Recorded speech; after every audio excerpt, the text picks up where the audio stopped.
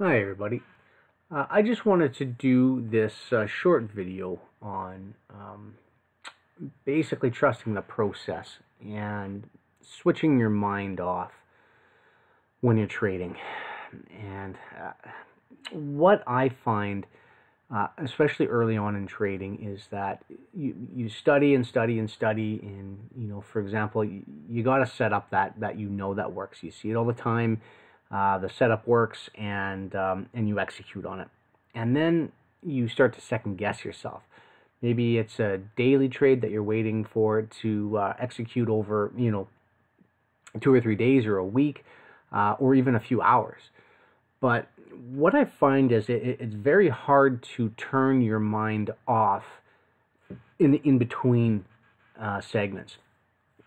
And I've been doing a little bit of research on it, and it's a common problem, and a lot of professional athletes and professionals in general actually experience the exact same thing. And I'll give you an example. If you take, let's say, for example, a professional baseball player. They've been playing baseball their entire life, right? And maybe they're particularly good at let's say, batting. And they've been playing baseball since they were real young, and they've hit 1,000 fastballs 1,000 times a day, from when they started playing baseball up until in the major leagues, let's just say, for example. And then all of a sudden they get up to the plate, and and they've done 100 times, 1,000 times before, and this time though it's different. It's maybe bottom of the ninth, maybe their team's down by 1 run, and maybe there's two players on base at the time, and maybe they're 2 strikes out, and it's that player's turn to step up the bat and do what they have done 1,000 times over. So what they do is start thinking about the outcome of their performance, and their mind starts going into after the play happens, and this could help my team win the game, or this could be the last at bat and I'm going to lose, and because I'm going to miss the ball. And their mind already starts to sabotage their results, and what they don't do is allow their mind to just trust the process. And so they have a very hard time quieting their mind down and just allowing their subconscious to kick in and to take over. And so their present thoughts really dictate the outcome and their movements. And unfortunately, and a lot of, again, professional players will tell you, the worst thing that they can do is start to think about the outcomes and think about the results while they're doing it. And what you need to do is just let your autonomic functions, your subconscious, call it whatever you want, but that muscle memory that you have gone in and trusted, and trading, case in point, you see a setup that you like, whatever that setup may be. Let's say it's this one right here. Let's say you've got price running up here, creating high after high after high, and then all of a sudden price runs up one more time, shoots above, and rejects. You know that. You've seen this 100 times before, 1,000 times before throughout your trading career. And it all of a sudden, and then it rejects. And this is a short play. So and this happens to be a daily chart of the US dollar. I'm not talking about anything on charts in particular or anything like that, or levels or anything like that. I'm just talking very generally speaking about performance. That you see this and that's an instant short.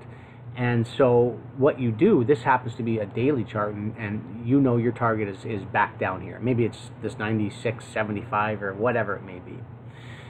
But it's going to take some time for that trade to execute.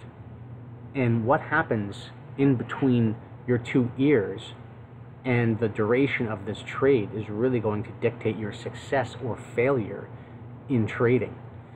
The successful traders will trust the process. And they will go in, they'll go short, they'll get in like they did every other time before when they saw this exact same pattern set up, and they'll short. And what they will do is they will 9 times out of 10 be very successful doing it. But what a lot of new traders get trapped into doing is their mind starts going and they can't handle it because it's taking so much time between the trade. They start to think, well, what if? Well, what if price just runs down to here and then jacks back up and shoots above and stops me out? What if I'm wrong? What if this is not a continuation lower and this is actually a continuation higher? And they just go on and on and on, and then they start to second guess themselves and start to, that doubt starts to creep into their mind. And all of a sudden they stop trusting the process. And as soon as you stop trusting the memory, the muscle memory, the practice that you've done, the training that you've done, the countless hours in front of the charts and in front of the screens, knowing exactly what the outcome is going to be because you've seen it before, you've practiced it before, you've done it and redone it until you're sick of it, is you sabotage yourself and you start to let your mind run. And then you all of a sudden start doing stupid things like moving your stop too tight. You know, I'm sure we've all been guilty of that. You know, the trade is going in your favor and you say, well, I don't want to give back any more than this much. And so you start slowly creeping your stop. You know, in this case, it's a short. You start creeping your stop down, you know, or you put your trailing stop too tight to the market. I don't use trailing stops, but if you did, you know, you configure it a little bit too tight to the market, and you eventually get stopped out. Or what you do is you go in and you take your profit way too early. Now, don't get me wrong. I'm a big advocate of taking profits at logical stages along the way. And there's very few trades where I'll ride a full trade 100% out without taking profits along the way, as most successful traders will do. But what you do is you start sabotaging yourself and collapsing the entire trade as soon as it hits your first target, thinking, wow, no, it's not going to go past that target. And what does it do?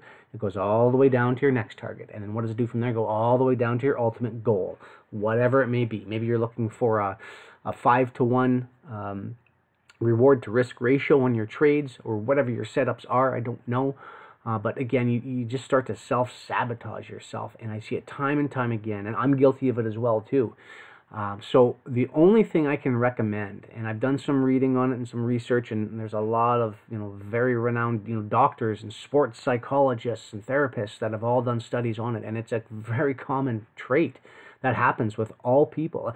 You know, for example, you know, like, again, like I say, professional athletes, but even, you know, professional executives have these same self-sabotaging, self-limiting thoughts that creep into their head when they're doing what they know and what they trust and what they've done a million times over. And so the best thing that you can do to help correct the issue is to let your mind go somewhere else. If you're trading in front of the charts, you know, switch the charts off. Put your stops in place, put your targets in place, have multiple targets like I mentioned before. Put those in place and walk away. Don't look back at the charts until, you know, your trade is supposed to be executed. Just check up on it maybe once in a while. But don't sit in front of the charts and stare at price and wait for it the entire time and watch it go to your target. It'll drive you crazy. You'll second guess yourself, and you'll ultimately end up sabotaging your efforts only for price to go exactly where you want it to go ultimately. And I'll give you an example, another example that I was given.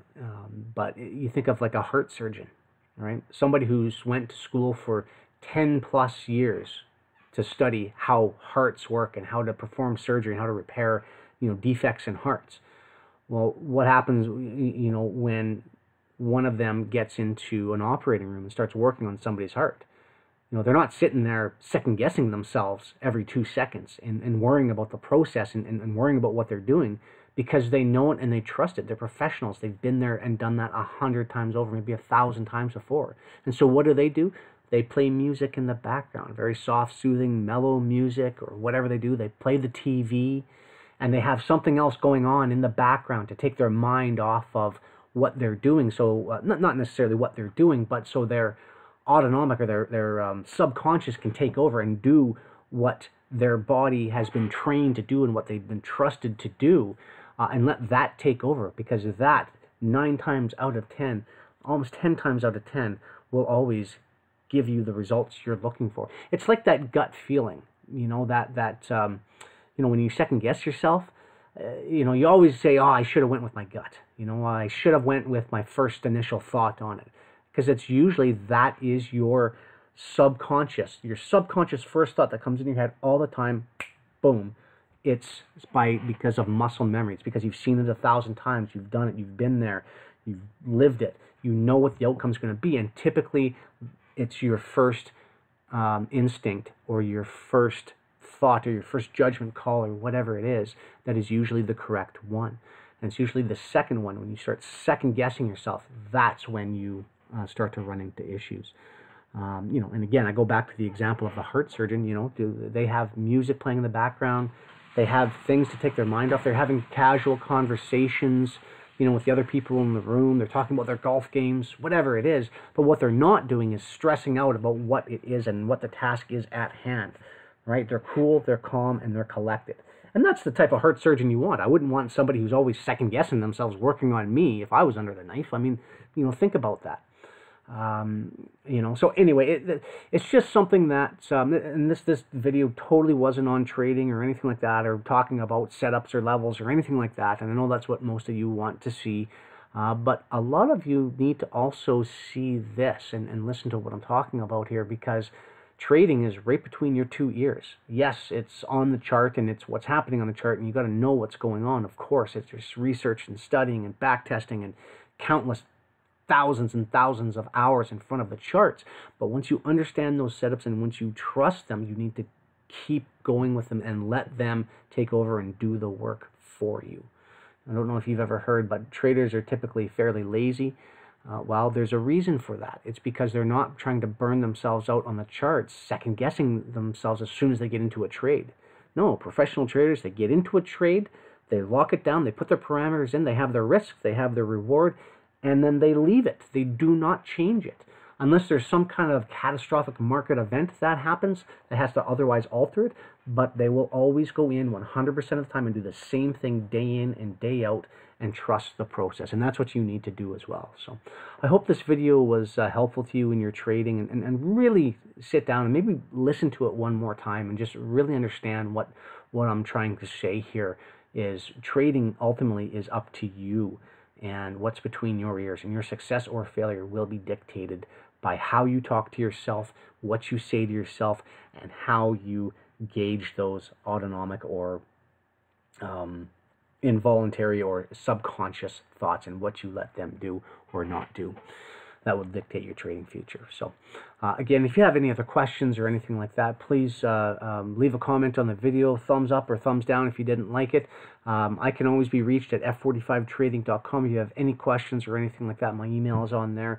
You can certainly get a hold of me anytime if you have any other questions, or come check out our group. We have a great group of people. We've got chat rooms, we've got trading rooms, we've got live analysis rooms, and everything else in between. So thanks for watching, and again, I hope you got some value out of this video. Take care.